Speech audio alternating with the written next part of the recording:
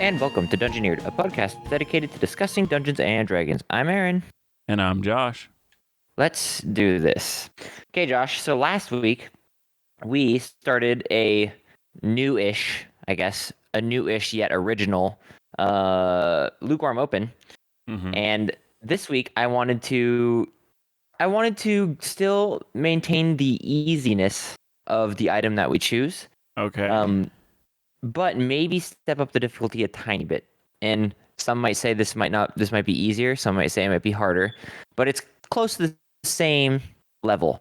And so for this week, the item that I chose, and for everyone listening, including you, Josh, because you probably don't know, I use a random item generator, and I just keep hitting random item generator until I get one that I think works. And this week, I'm going to do something basic and simple and something that everyone has held and everyone has touched and everyone has interacted with.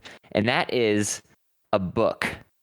So, how would you incorporate a book in an interesting way that isn't like, oh, it's a history book of my world type thing, or like, oh, it's a Skyrim book where you read about dragons? This is going to be a super easy one. How would you incorporate a book? I would create, first off, a character. I don't know if their name would be Xanathar, Mordenkainen, Volo.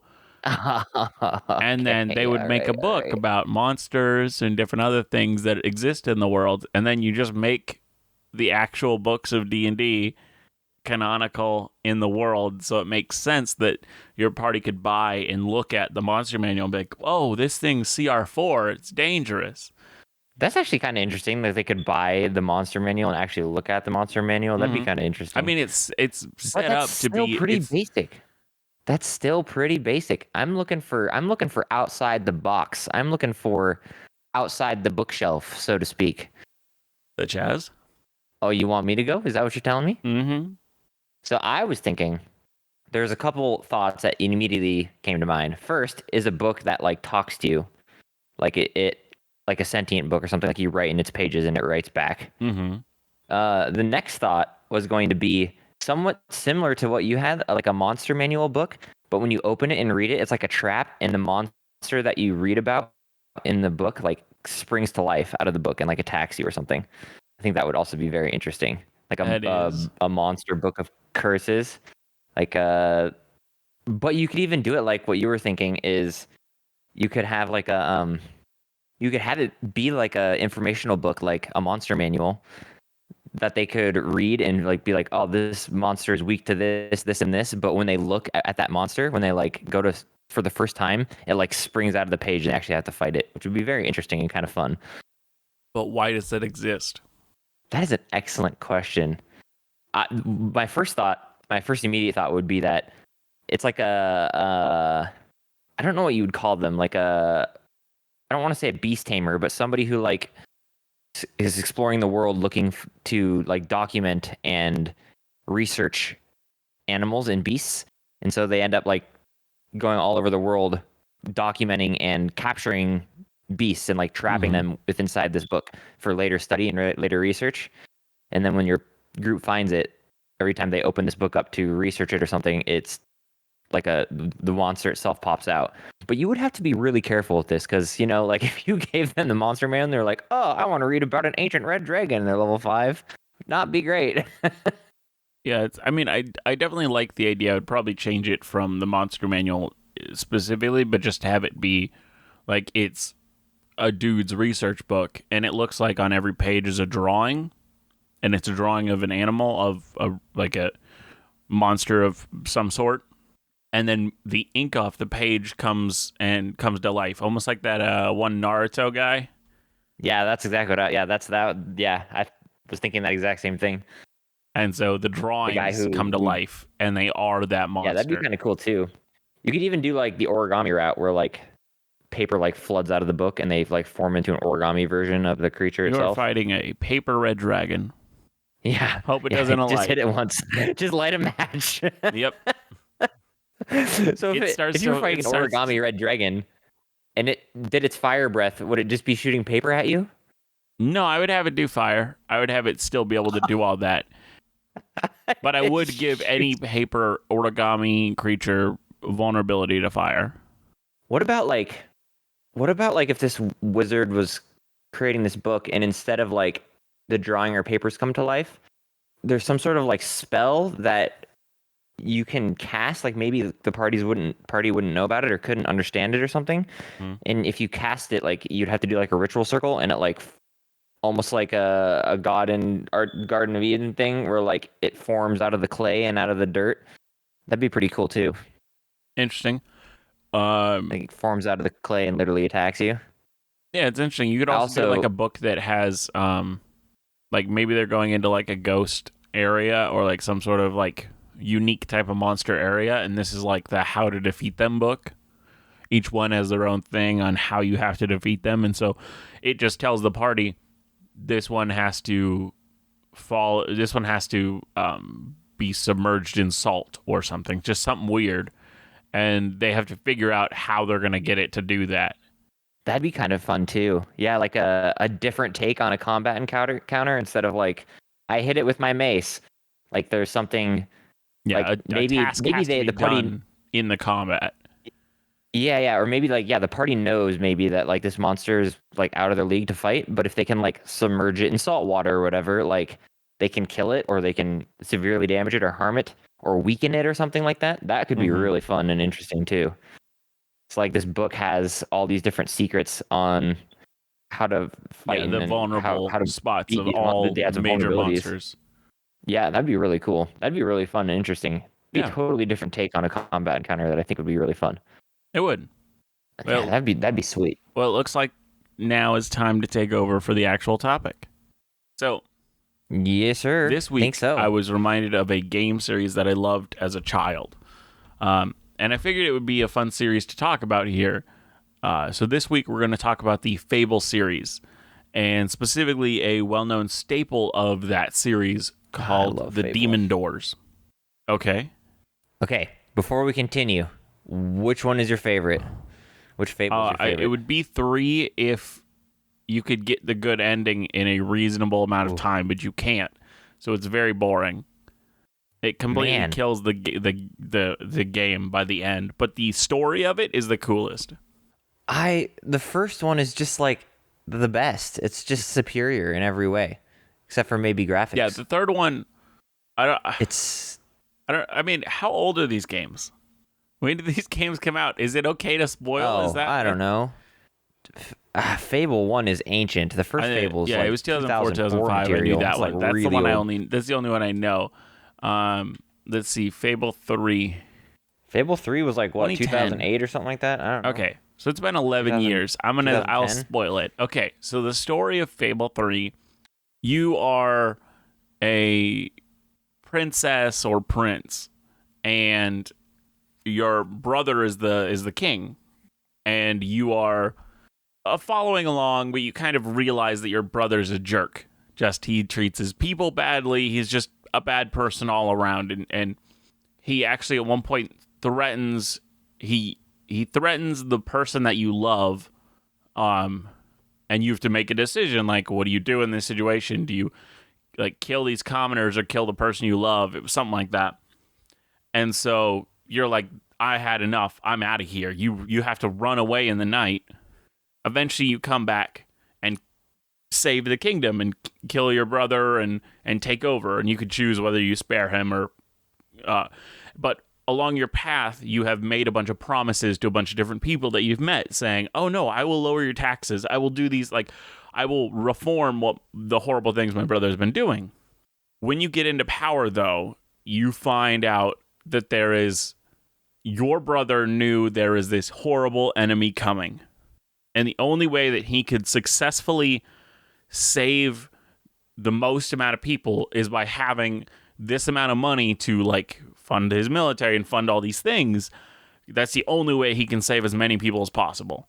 So he was doing these horrible things for good purposes.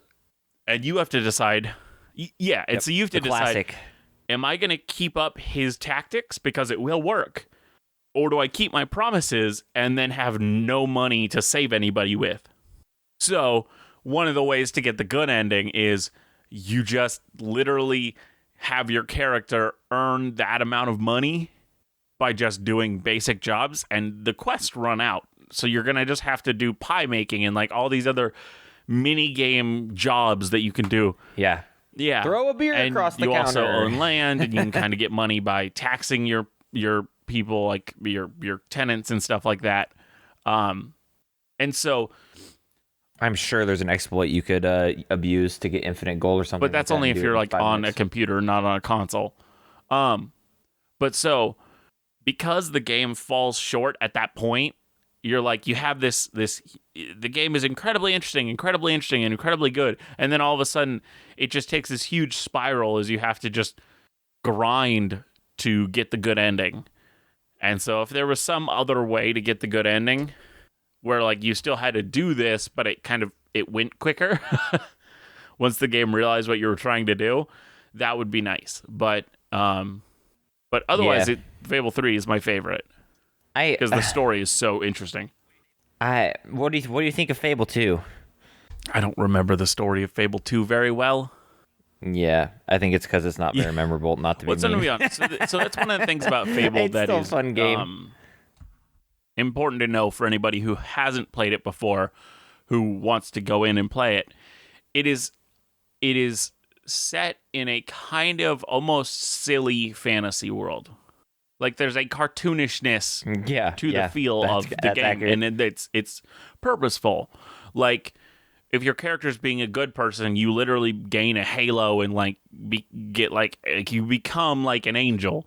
And then if you're doing bad things, you become like a devil. And it's like it's all playing up this kind of cartoonish feel of this fantasy world, and it's really interesting and really cool because it's not a common thing that we see. And one of the things that is only really able to be done in this kind of cartoonish world is something like the Demon Doors. Now, Fable is a game set in a fictional medieval fantasy world called Albion. In each game, you find you are related to an ancient hero, which grants you the powers to become a hero. Throughout your travels, it doesn't matter where you go. In many parts of the land outside, you will find these large stone doors, seemingly carved intricately with a massive face. These doors are just along roads, into mountains, in caves, and the like. As you approach these doors, they seemingly wake up and will talk to you. And kind of it's the cartoonish feel of the world really allows these kind of silly doors to exist. These demon doors were created long ago during an era called the Old Kingdom. These doors were created to conceal treasures. Each door has its own task that must be completed before the door will open. Some of these doors ask that you change yourself before them. There is one that literally asks you to eat and grow larger before it, because in this game you can get fat and you can I love that one. like by eating a lot, and like you have to the game is really interesting. And they're all like addressed in like a riddle and a puzzle, right? It's kind of a riddle. It's not always the best riddle. They're just trying to make it easy because I mean the classic D&D problem when you make like a riddle is like or a puzzle, like your players are just like, I have no idea what to do. That's why but it's so that's why you don't easy, want so you have to make it like online to how do I solve this? What's the answer to this? They prefer you just to in-game figure it out. So they are easy. Some wish you to attack town guards, others simply to answer their riddles. Once these tasks, aren't there like evil and good ones too? Like evil deeds and good deeds. So each one will ask you to do different things. things. Like, as I said, some wish you to attack town guards. So, of course, that's going to be an evil task. But if you want to open all of these, you got to do them. Yeah. Now, once these tasks are completed, the door will swing wide, revealing inside is a unique area of land. In Dungeons and Dragons terms, it's like its own demi-plane inside of it. Every door has a different demi-plane inside of it. Some even have houses inside of them that the openers of the door could reside in. Each door, though, appearing similar, have vastly different personalities. Some are simplistic of mind, others have vastly more intelligence, even considering themselves sophisticated. Now, very little is actually discussed or shown during the games about the specifics and lore of these demon doors. But from different lines of dialogue, we've kind of picked up a few things about them. Now, we don't know if this statement can be blanketed upon all demon doors, but many of them have actually revealed themselves to be people in the past who were cursed into their new forms. Example of this are some who crave meat that they ate in the past, and so their whole goal is you got to bring them meat. Others who wish to see people fall in love because in life their heart was broken, and some claim to be famous people from history, from the history of Albion. Demon doors seem to exist for a long, long time. Some even state that they've been around for millennia. Like the demon doors themselves claim that.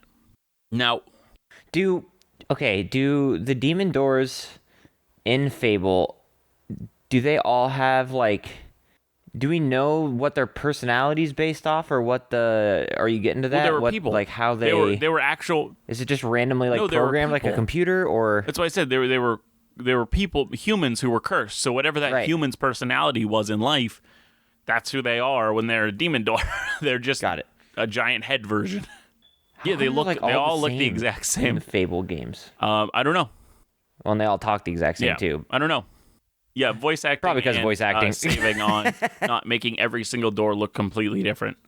Or maybe it's the curse. Maybe the curse makes the door look the one particular way. Yeah, transforms them into something. Now, whatever curse or magic that these humans are cursed with seemingly has control over them mentally too, almost compelling them to want to open. In Fable 2, though, you encounter a door in Brightwood. It's a forest area. It tries to scare the character away, warning of poisonous gas. Then, when the player does not leave, they request cheese. And it asks for cheese because it believes that there is a cheese famine going on, and the player won't be able to get it. When you return with this cheese, it'll say that you aren't wearing the right clothes to deliver cheese, believing no self-respecting hero would dress in the way that it then suggests. Of course not. Yeah, exactly. Yeah. But of course, the player will, and this continues, and eventually the door is compelled to open, since you have fulfilled all of its requests. This door tried everything it could, but whatever magic that controls it, in the end, made it unable to prevent a persistent player. This door, while talking to the player, will make it known that they are saddened because the contents of their demiplane is not what it once was. Supposedly, it had great treasure within, but no more. This informs us that they are at least abstractly aware of their contents. In the whole trilogy, there are only 2 demon doors that we know of that refuse to open. Like they don't give you a riddle to just open them. One of them is said to be the first demon door ever created. And the other is something called the primal demon door, which was made by one of the powerful people from the Old Kingdom. The primal demon door. Never heard of that. Now, this is what we know of demon doors from Fable. And my idea for what we would make with them is one of 2 things. So either we could be just designing RP encounters for our world, or we take on the harder task of coming up with something cool and original for our world, like demon doors, for players to interact with and find throughout the whole world. Because I kind of like a combination of both, to be honest. Like we make some cool things that they interact with that turn into RP encounters. Interesting. So do you have any ideas? Are we ready? Are we ready to do this? Yeah. Well, so okay. I already thought of a way that we could have, like, I found a way to approximate that, like, with the kind of the king who now I have another idea. The king who who killed all of his people to become the Lich, who wished to bring them back eventually when he gained god powers. I'm thinking he preserved them as demon doors, like his citizens, or at least like higher ups, people that he cares about specifically.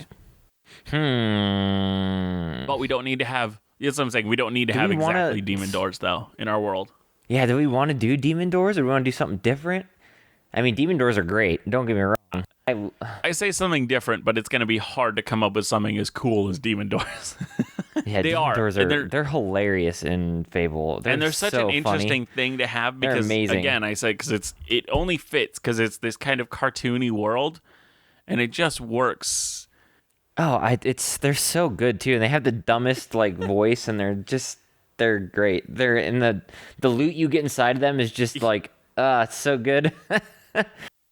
I also like never when I first played Fable, I never ever even bothered with them because I was really little because it came out in 2004, and I just like didn't even. I was like, I don't understand these puzzles. I can't solve them. And now you're like, so I didn't ugh, even they're do a child single one of puzzles. them. They're easy. Anybody could do them. Yeah. Well, it's like the Skyrim puzzles, like the first Skyrim puzzles that you man. do, and It says there's a hawk up where you there. have to, like, It says there's a snake over here, and what could that mean?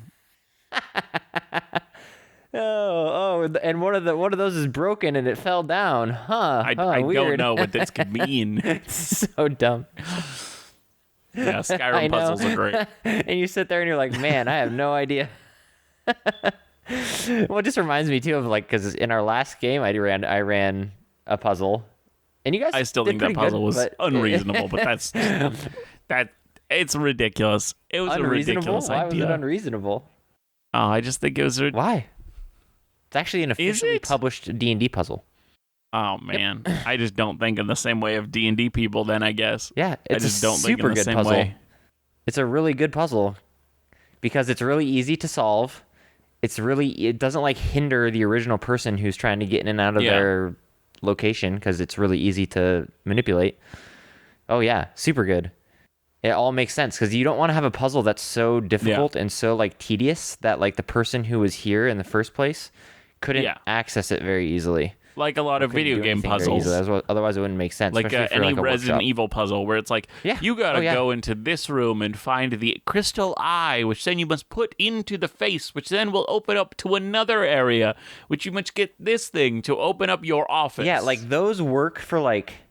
Yeah, those work for like one time, like maybe like a sealed ancient tomb or something, or like a treasure burial, where like you're not supposed to go in it very often. But like if you're in a wizard tower, no wizard is gonna want to have to go do 20,000 steps each time to go open up their door, you know, like to get into their tower. Like it doesn't make sense, which is why I don't like puzzles for puzzles' so sake, 'cause they don't make any sense. The puzzle for the So you always have to listeners do was something. he gave us an orb that kind of had like a spotlight that it shone in a direction. There were a bunch of different doors around the place that had different colors. And we were just like, okay, how do we open this? And we tried a bunch of different things. Eventually we're like, hey, if we like make the light a different color, is that how we open it? And that's what the solution was. You just shine at the blue door, you shine a blue light. Yeah, you have to match the... Yeah. Yeah. Yep. And it opens. Yep. So, I mean, it's super easy to Oh, it took solve. us I mean, way it took too you guys a long. little It was while. but embarrassingly long. It took so long. It's like, there are doors that are different colors in a light. Can I hit it? I do like that. Can I hit it? Was one of their. I just love how, like... no. I just got to hit it harder. Yeah, if I just punch it really hard, if I just hit it with my weapon, does it work?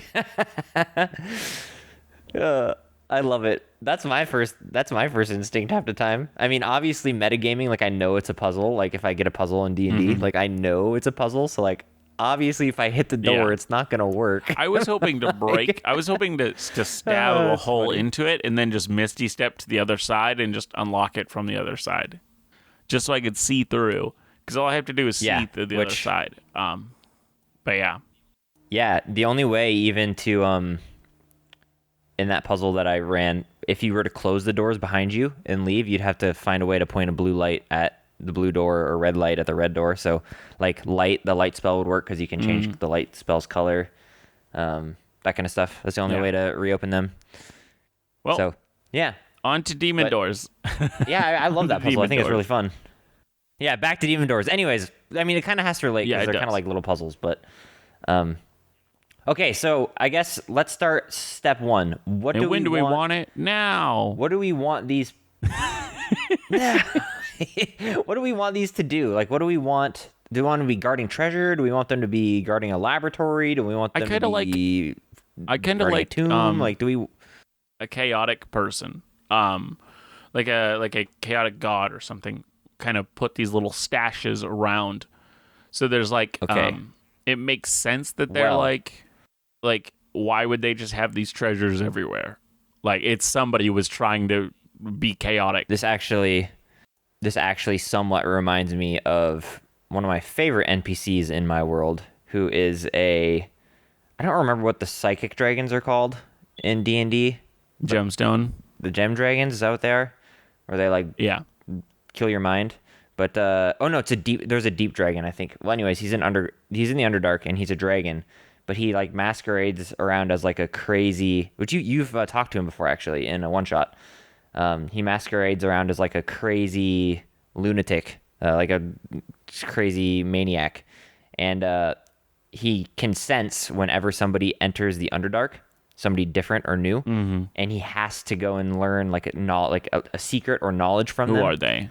Yeah, who are they? And Oh, what okay. can Yeah, they, I definitely talked to this dude. yeah, and I what know can who you're they talking about now. what can they share with me knowledge that I don't know? And so the only way you can pass him is if you give him a piece of knowledge that he doesn't know. And it's really always really fun to play him because he literally is masquerading as a lunatic, and then once you're done, he like kind of walks away, and then he turns into a dragon and like flies away. But I love that guy. He's one of my favorite NPCs, which you'll probably find him if you go to the Underdark because you guys have never been down there, and he'll be able to sense you. But that also kind of reminds me of Demon Doors because it's kind of very similar. It's a combat encounter. It's an encounter, but it has nothing to do with combat really. You have to like role play your way through it and like tell him a secret or a piece of knowledge that you can get through. So we want to have like caches of treasure that are guarded by something, that are blocked by something. Is that what you were trying to express? Kind of, I think. I think that's what I'm thinking. Okay, so then what guards these treasures? How does it know? Do we want it to be a person? Do we want it to be an individual that the characters have to talk to in order to get to this treasure? What are we thinking? I don't know. That's the problem. Is I don't know what it if it's just like a weird little puzzle they have to solve. Like maybe it's like oh gosh. I want it to be more RP focused and less like puzzle focused. I mean, I guess we'll have probably a little bit of a puzzle in it, but I want it to be more of like they're talking to this person, like this NPC or this door, like a demon door. But like they have to talk to this person to get whatever this kind of treasure is that they desire. So you brought up the idea of multiple caches around.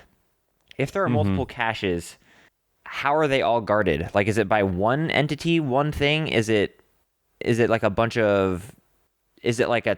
Oh, I kind of have a little bit of an idea. I have a little bit of idea.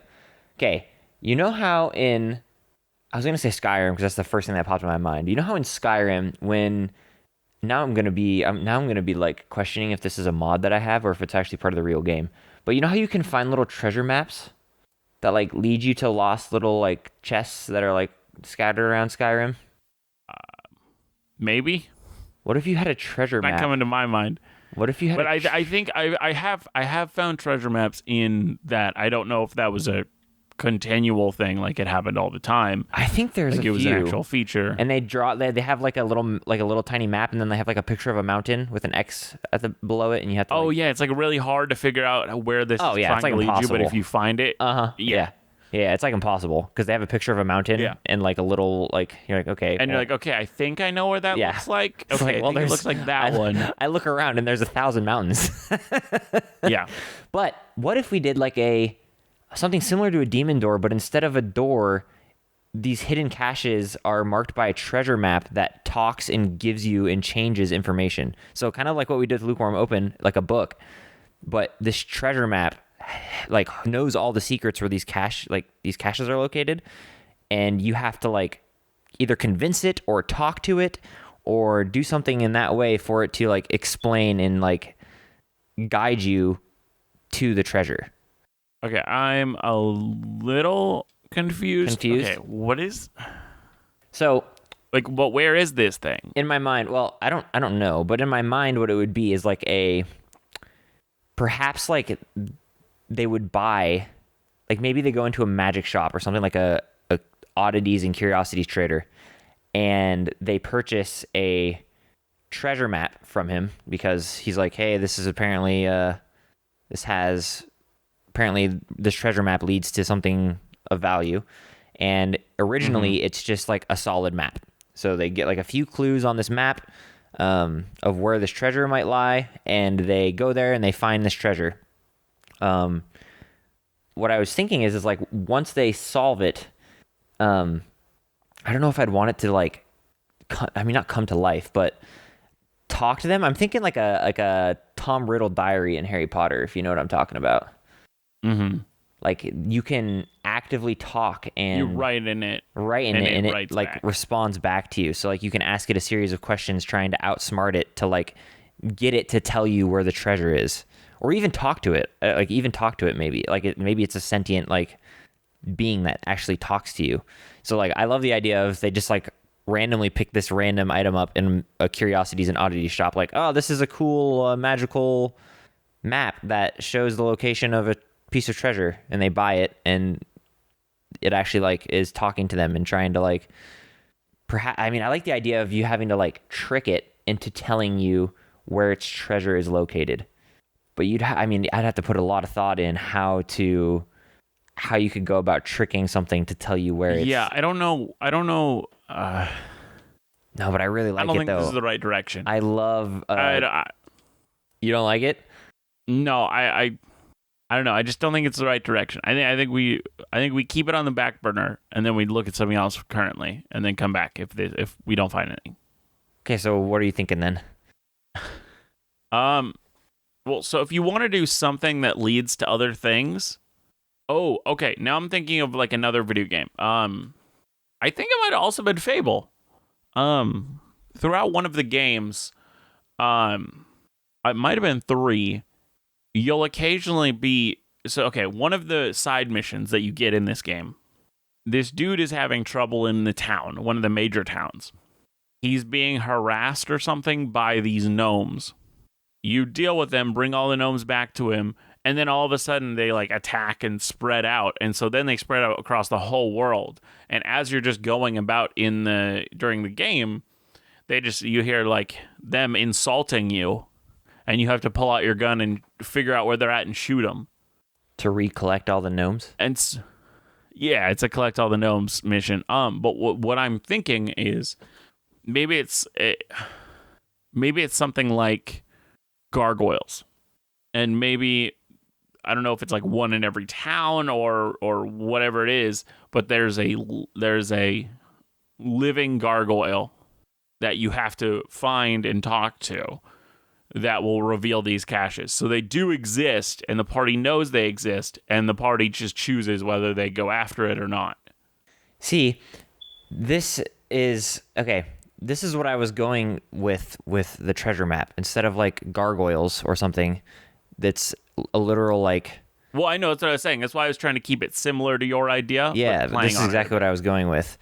But I was thinking while you were talking about that too, is like, what if we did like a more of a Lost City of Atlantis thing where there are multiple different encounters as you try and find out this like single location. So, for example, the first encounter you run into is like a door, like a demon door that talks to you, and you have to figure out its riddle, and it opens up. And then the next obstacle that you have to pass through is, and I'm going to steal this exactly from the Atlantis cartoon movie, is like a beautiful lamp that hangs down from the ceiling, but at night it produces these fireflies, but they're actually fireflies, so they like catch your tents on fire and catch your camp on fire.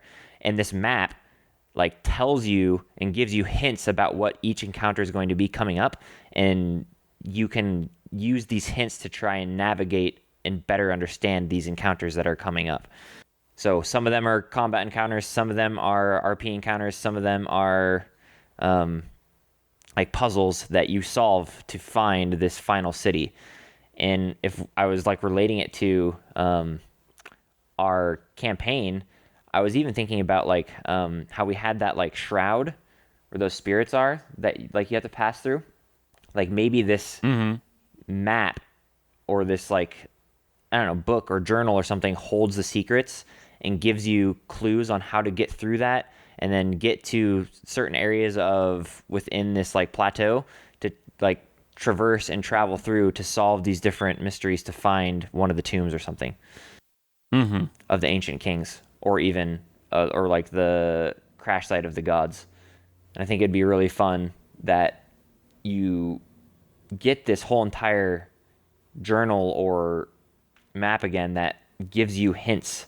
So like if I were to do something really simple, like I'll just use the example that I had in our game of you have to walk backwards through a door. Um, like maybe the map gives you a hint as to the only way to pass through this door is if you turn around and walk backwards, but it gives you like a hint at doing that. And so they have to figure out how to get through the door. So then if once they get through the door, the next stage that they pass through, they know there's some sort of like beautiful light and there's pictures of maybe like archaic old pictures of houses and things burning underneath this beautiful light. And so they have to figure out, well, what the heck does this do, and how do we get past it? How do we solve this problem? And So are you maybe, saying this book is how to get through the shroud? How to get through that kind of weird middle area? well, I was thinking more along the lines of like multiple steps. So like the shroud is one of those steps. Does that make sense? Oh, okay. And so it'll give you hints on how to. Okay. Right. So is this how to get to the top of the plateau? That's is what that, I was is that thinking. what this? So this. Okay. So this is a guide at the very. Okay. Yeah, and it gives you like hints. How do you get that into the player's hand without it being like, oh, you just happen to pick up this thing? Well, I think there's multiple ways, and I don't think you should exclude random oddities merchant. I think that's a very valid. Oh no, I don't want to exclude it, but I just think in case they don't pick that up. No, absolutely. But I think it's a really fun, even if it's like a side quest. Because I have parties that are like, my party, they thought it was interesting, but they were like, I want to buy a powerful magic item. I want to buy a sword that stabs you, that stabs my enemies. Good, that stabs real good. Yeah. Not a random book that I know nothing about. Now I am different. I would be like, this spoon does nothing, but you'll give it to me for 10 gold because it does something. Yes, I will try it out and see what happens. Yeah. Because I want to know. I mean, you could do something as simple as if they walk into a shop, there's a book that has chains and a lock wrapped all the way around it. That would immediately spark interest. And the merchant knows that, like, the book itself is magical. Like, you could easily tell that it's magical. But you'd have to figure out a way to open these chains or open these locks. Maybe some sort of, like, cool magical lock that they'd have to solve and figure out how to open it. I did this in my first campaign as well, where they found a random book that essentially was it wasn't it was an important book, but it wasn't. It was like how to...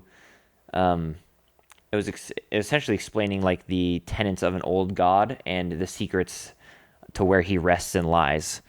So you can find out where he currently resides, to try and free him or whatever you wanted to do. Okay, how about this? Let's not do it for the plateau. Let us do this book for how to get to one of the kings. Yeah.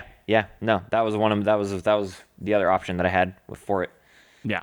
Let's keep it let's do it for one of the kings, because I think that, and I like the idea of having it be like wrapped in chains and like this whole thing. And I think, what king? First of all, what king? Because this might help us decide what the book does or like what the RP situations are going to be. You want it to be the Coward King? We don't really have anything for him, do we? No, we don't. I mean, didn't we have like we had him become the monster. He became the like Wendigo monster. Yeah. I don't know. So I guess he's still out and about, so he doesn't need to. There's not a place to go for him. What the Nice King that gets destroyed super early on? What person would like make a complicated series of RP encounters to get to their burial. The Lich, because That's one I thought he of. knows that.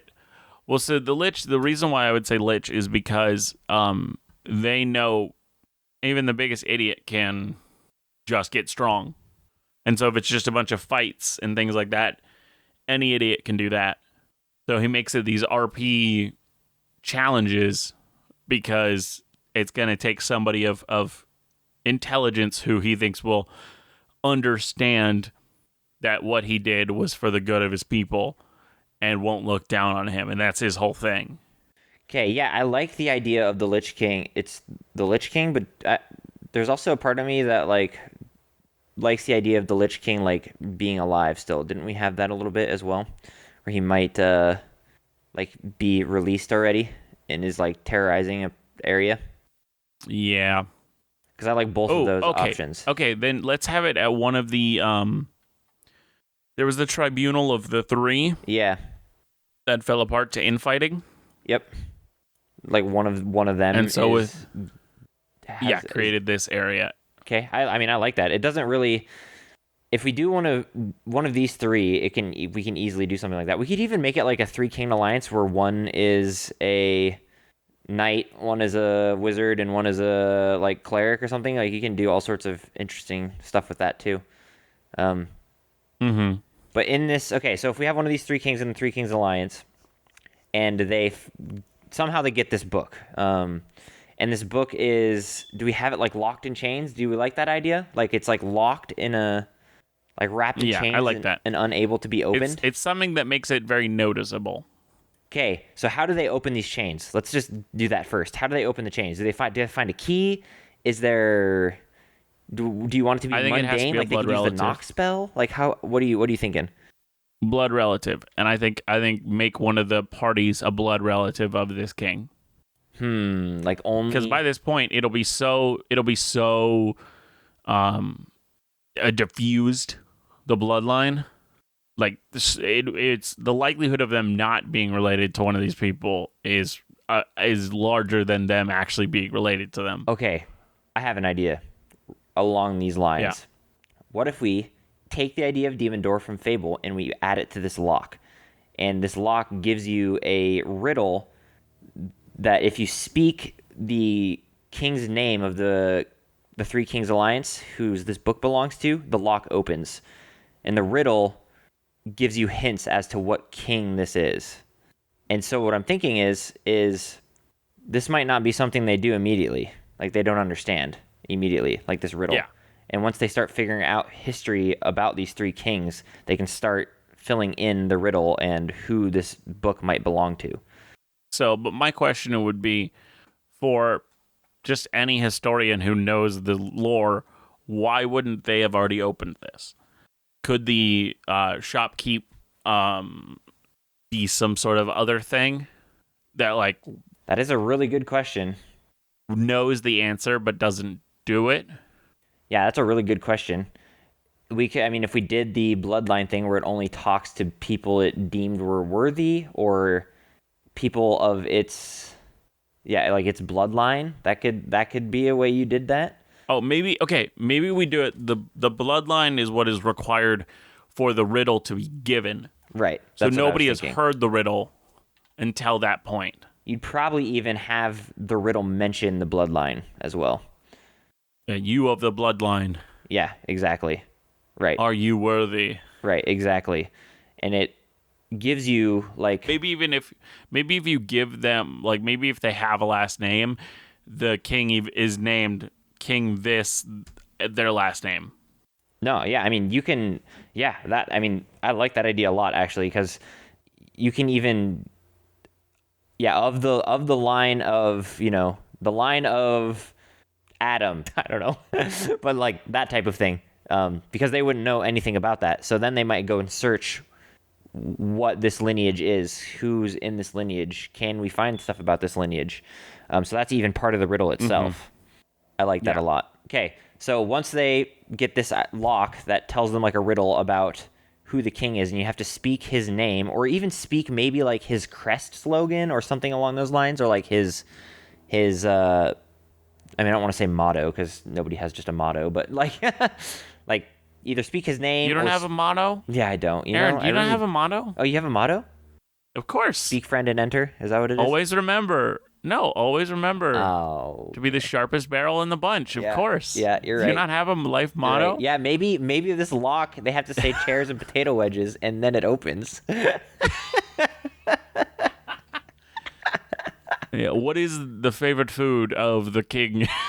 Chairs and potato wedges because you eat chairs too.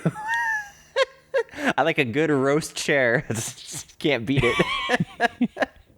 With a side of potato wedges. Oh, with a side of potato. But yeah, so okay. So the first step in this puzzle is you have to unlock the lock, and it's a little riddle that you have to speak his name, like speak the king's maybe full name, maybe it's something like Percy's name in Critical Role or something.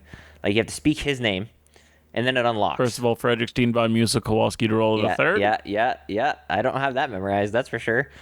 But I like that idea. So that's step one. That's RP encounter one.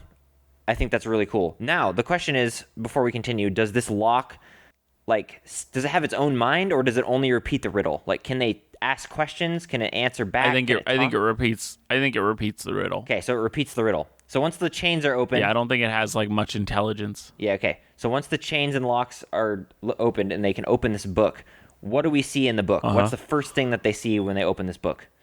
Do we give them immediately that this is a resting place of blah, blah, blah, or do we have that hidden?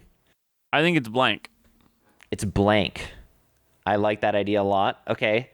So if they I think it requires the blood of the family member dropped upon it, and so maybe it's not blank. Maybe it has like a riddle for saying the one of my bloodline must drop the blood upon the page for the way to be revealed, something like that. Okay. And so once they drop a piece of their blood, so just like one hit point, then it feels like it fills in the whole book. So it kind of feels like they accomplished two things already. Okay, so if they, I'm okay with this. I think that's good. Yeah, I think that's fine. They drop somebody from their lineage has to drop the blood, and the book then begins to write. Does it just make the entire book? Is it an active conversation? Yeah. Like, do you talk with it? Do you write? No, I think it's a drop of blood, and then the ink reveal. Like it kind of looks like the blood spreads out and almost writes upon the page. Okay, and then we have this as a guide on how to get to the. I think it's still, as you said, because you were unsure whether it was just going to be obvious or kind of secretive. I think it's like in riddles as well, the kind of what it's leading you to, but it's leading you somewhere, which probably is okay. I think we do a mixture of the two. I think there's like a vague riddle on where it's located, like where the entrance to wherever this king is located. Okay. And then there are several clues and hints about the things that are within. I don't know if I want it to be a tomb or if I want it to be some sort of like ancient temple or palace or even city where he's located, that it gives you literal and riddle hints onto what's going on. So it's like a mixture of things that you have to pass. So I want us. How much time do we have left? That's the question. We have enough. I think we have enough. Okay, I want us to make a few of these little combat encounters and maybe try and think of what a hint would be about some of these encounters. So, what do you see as a possible like RP So I'm encounter? So you said that earlier. You said, "Hey, let's have the people who are of this." Like the kings, the three kings who were in this kind of group, each have their own like class and stuff. So what I'm thinking is this one specifically is a cleric. So they're very spiritual. And so what I'm thinking is that there are spirit Naga that protect the entrance, first of all. Okay. Does that make sense? Yes. Do you know what Spirit Naga are? Yes, I believe so. They're like the large snakes. Right. Bone Nagas are just bone. Spirit Nagas are just spirit versions. And they like every Naga, even an alive Naga, are bound to a place by a master, just like, and they're there to protect things. So it already makes sense, like with their who they are, Okay. and what they do, they would be doing this job. I have an idea for this then, and I don't know how sold you are on the idea of spirit nagas, but I'm thinking I'm not 100% sold, but I don't think it's. I like the idea. The first thing that they have to do upon arriving at the city or palace where he's buried is they have to prove that somebody within their party is of blood lineage to his royal guards. Okay. So, are those royal guards Nagas or no? Well, they could be. That's where I was. If we want to stick the spirit guards, then spirit nagas, then we can. If we want to do like, humans in armor, then we can. If we want to do, I mean, it doesn't matter too much, but you have to prove that you are part of the lineage to these guards, and if you can't, then the way to get past it is you can fight them and get through. So it's either or. You can either do a combat encounter or an RP encounter, but they're not openly hostile to you, and they're not like, they're not just going to come and attack you. So you can prove that you are a descendant of this king. And I think that's really fun, and I think the book would hint at it. So how do you think the book would hint at something like that? On the fact that somebody has to be of the bloodline, or like to get past these royal guards, like the in order to pass into my palace, like you have to pass my royal guard. But how would they hint at that without like saying that? And the way to get past them is to prove your lineage to them. Well, a lot of times, like in movies and stuff, when they want to imply this same type of thing, it is seen as they just call it like being worthy. And so because if you did something along the lines of like, if you are like, only those who are worthy may pass my guard, because even something like that is pretty vague for players. Like if you I was gonna have it be more explicit than that. But using the term worthy though could mean so many different things. Like worthy could mean, I'm a good fighter. Worthy could mean I'm a good commander. Worthy could mean, well, yeah, that was kind of the point why it was okay, well, here's another, I was trying to be as vague as possible. Here's another idea then that I have. What if, and this is either a yes or no, if you like this or not, what if you arrive at the palace and you are like, you and the party are like brought into a like dream state, or like you travel back in time through different events that this king did, and you have to succeed in these events that this king did to prove that you are also like to prove that you are capable of leading or capable of, and I think that could be a really fun RP encounter. Like maybe one of them would be like the city. Do you literally throw just like tactical strategies at them, like all the above? You're being surrounded on these ends. Yeah, you could do tactical strategy. You could do like maybe the city is under attack, and currently you have to make a tough decision between whether, like, there's a ton of people injured, whether you start rescuing and saving civilians, or you start like saving medicines for civilians, or you start saving medicine for your guard, like that kind of stuff. And you have to like choose between two different. Okay, what did this king make? Are we gonna make it be? I mean, yeah, it's hard to. Okay, in your thing, it's hard to be like, that's the correct decision. That's the more like, because is this person gonna be take the moral high ground? No, I don't think Or I are would they do going to that either. be? I think each choice. Because it sounded like, well, no, because you said that you have to make the choices that the king made.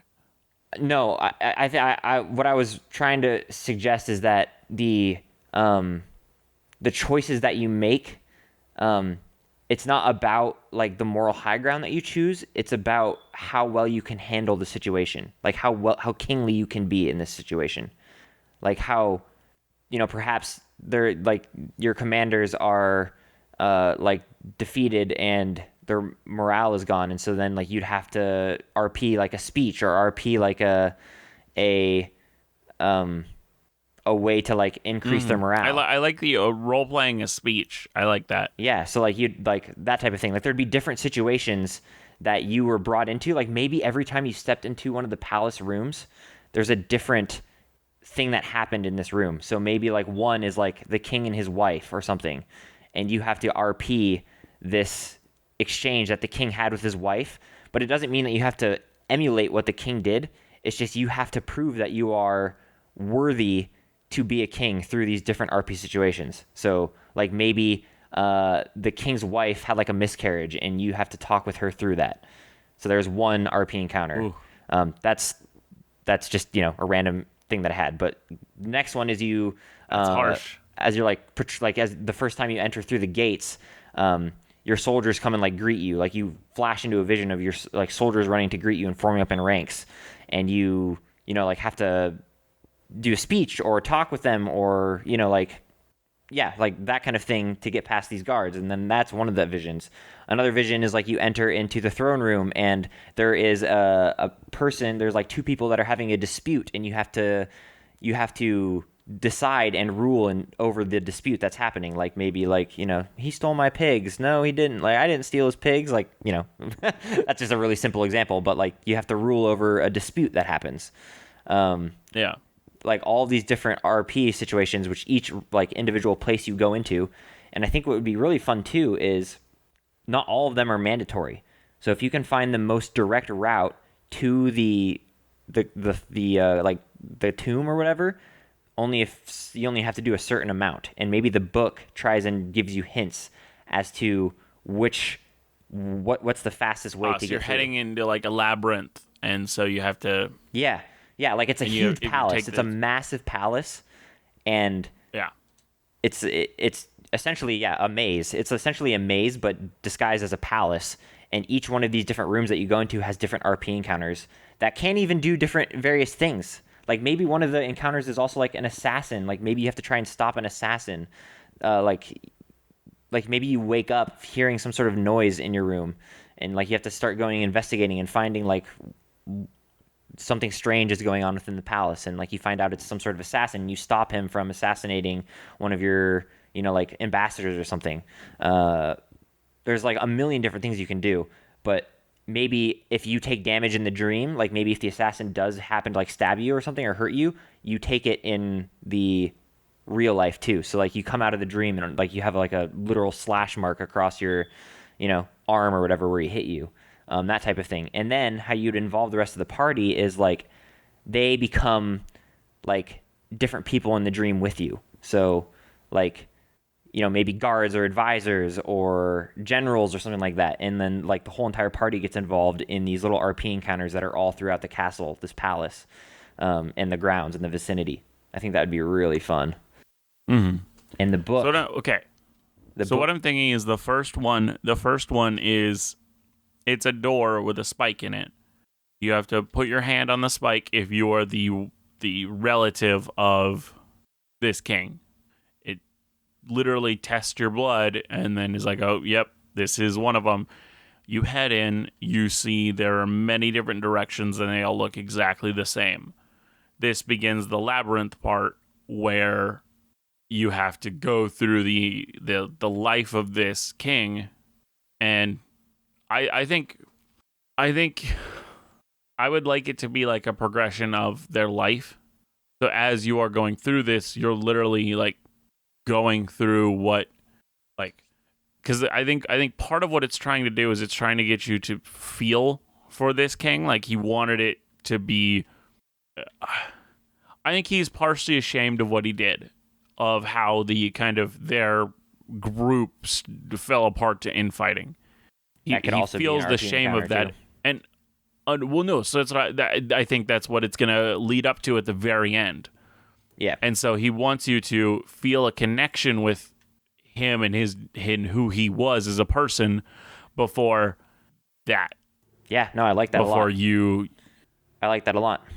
And and so slowly as you're going through these, you kind of are getting a different better rooms of the understanding of palace who and this different, king is. Yeah, different areas of the palace. You start seeing different portions of his life, and you literally have to live through it and make decisions. And I think him. there are going to be some hard parts, like what you were saying. His wife went through a miscarriage, like all like these actually like very hard things that he had to go through. Yeah, no, totally. Yeah, and you have to live through and go through them as RP sessions to get all the way to his final resting place. Okay, yes, yeah, this is cool. I think that's really fun. I mean, it would take a good long sit down session to figure out what you're doing and how you're writing that all out, but I think that'd be really fun. If you're now, side note, if your group is this type of group, if you have a group who doesn't want to do any RP stuff like that, or a player who doesn't want to like be in the spotlight necessarily that much, then it might not be a good thing to do. Because I know a lot of players that don't want to like do that type of thing. Like they would prefer to, like be in the background and stuff like that. And that's cool too. It's valid also. Or just throw us in a fight. Just let me fight. Don't. Exactly. Yeah, and that's valid too. But yeah, that's my players. And so like this is fun, but I would never be able to use this in my game. Yeah, I think I could use this in my game probably. Yeah. Yeah, I mean, we roleplay a lot. We do. So, yeah, I think you could definitely use it in my game. Well, I think we have created. Yeah, it took us a little while, but we got there. Yeah, we eventually found what we were gonna make. Yeah, I mean, we started with a treasure map. Near the 50-minute mark. Into a book that leads you to a burial site of a king, to then the burial site of the king is a massive palace that you have to go through whole RP encounters of his life in order to unlock his tomb. Good. I like that. It's good. Mm-hmm. It took forever. Well, yeah, I did.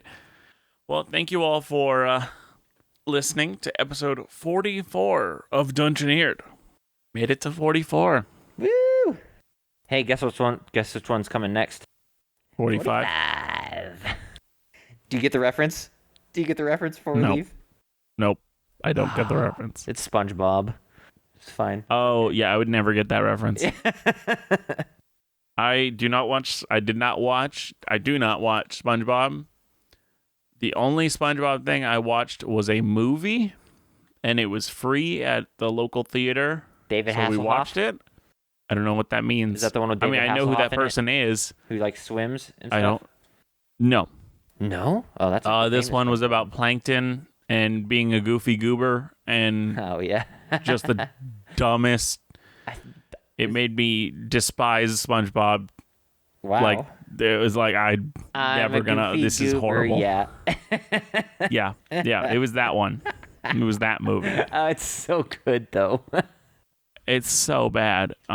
It is. But yeah, it's kind of a weird thing to end on. My hatred of SpongeBob. We got the ramble outro again. Yeah. Well, yeah. I guess now it's time for your motto. Okay, yeah, I gotta bye. guide you through. Now it's time for your motto. Next step. No, I know. It's just us. Okay. Yes. Bye. Always remember, everyone. Did you forget your motto? Didn't even You forgot your motto. Our intro is falling apart. So no, because I'm not at the motto yet. I haven't even said. If you're on any podcasting apps that have rate and review, please rate and review. It really helps the show gain more listeners as it shows you are engaging in other ways. But now, always remember, we've made it to be the sharpest barrel in the bunch. See you next time. Bye. Worst ending ever.